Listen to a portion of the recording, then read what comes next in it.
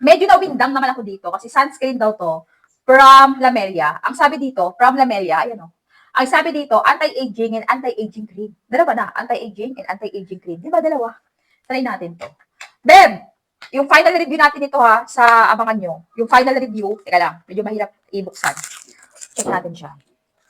Yung final review nito, i-announce natin kung ano magiging effect sa atin kasi nga, hindi naman tayo talaga magpupromote ng, alam mo na. Kailangan muna nating subukan bago natin i-PLet sa inyo. Pero sunscreen siya. Ay, grabe.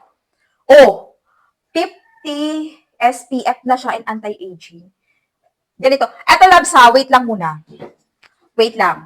Pag nag-a-apply kayo ng sunscreen, eto ha. Kasi meron tayong mga sensitive skin. Hindi lahat dito is tinatanggap ng skin natin. Bigyan ko kayo ng scenario. Ang first step na gagawin nyo pag nag-a-apply kayo ng sunscreen. Uy, mabango siya ha. Diba, in a small amount? Ayan o, small amount lang. Ayan. Wag agad ididiretso sa muka. Okay, ililive ko siya ng 24/7 or 24 hours dito. Dito ko, oh. Titingnan ko kung may irritation something ako mapifeel. Pag meron, ay hindi ko siya gagamitin. Pag wala, good as good, magandang improvement, gagamitin ko siya.